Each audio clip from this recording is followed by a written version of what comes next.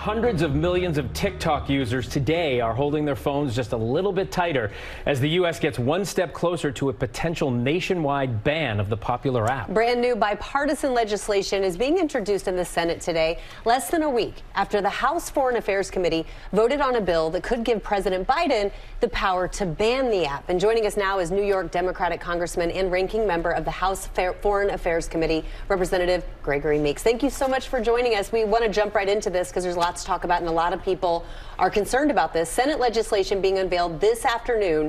Senate Intelligence Committee Chairman Mark Warner has said it will address not only TikTok, but other foreign technology that's coming into the U.S. Now, you opposed last week's ban, known as the H.R. 1153, calling it a hastily drafted measure. But do you agree? Is a ban on TikTok necessary? Well, it may very well be.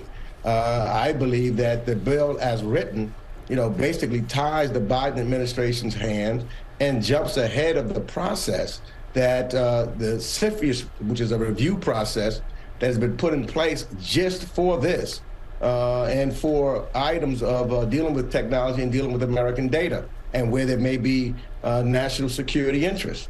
So I think that as opposed to rushing into it, there's ways that we could make sure that we protect and should sanctions be needed, then the administration have the power to do it, as opposed to having mandatory sanctions now, which I think could cause more headaches than others, because it could cause headaches with our allies, for example, those who are doing business with China now and China technology companies. If we have unilateral sanctions and then decide that we're going to sanction some of our friends and allies, that isolates us as opposed to help us. And so I think that we need to go through and finish with the process, the CFIUS process that has been put in place, and give the president the opportunity to make the decision based upon information that is received. So already the bill's author and committee chair, Congressman Michael McCaul, called TikTok, and we'll quote this, the spy balloon in your phone. And last week, the White House gave the government agencies 30 days to wipe TikTok from federal devices and systems. So there appears to be here, with both of those things, an urgency. Do you see any evidence that TikTok is currently a national security threat? Well, I think that there's various concern, and I think that there's, that Beijing could have access to some of our personal data, and that should not happen. And I look at that in that regards.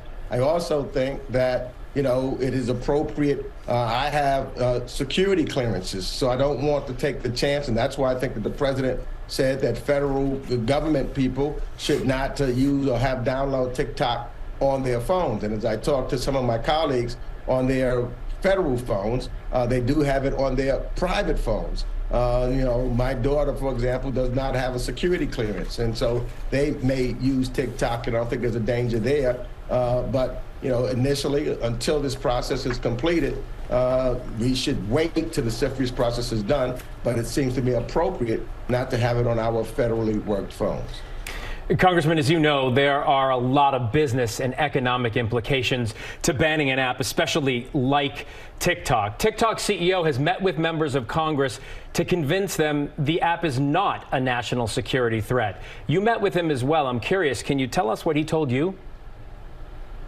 Well, he said that Beijing, China, does not have access, and that they were going to store, and they do store, all of the Americans' data in the United States. But that's, what he says. I want to verify. That's, again, why I want to make sure that we have this process, the CFIUS process. If it's moving too slow or they need additional resources, I think it's our responsibility of Congress to make sure that they get it. But and if, in fact, we find that they're telling not the truth or violating a CFIUS agreement, then they should be sanctioned. There's no question about that. But let's not put the cart before the horse. Let's make sure that we are dotting our I's and crossing our T's and living by our values, not China's values. Let's not act like they would act and react. Let's do what we do along with our allies, and I think that's the best way and the safest way to move forward. All right, Congressman Gregory Meeks of New York, thank you so much for joining us. A lot of people will be watching this one. Well, hey there, GMA fans. Robin Roberts here. Thanks for checking out our YouTube channel. Lots of great stuff here. So go on, click the subscribe button right over here to get more of awesome videos and content from GMA every day, anytime. We thank you for watching, and we'll see you in the morning on GMA.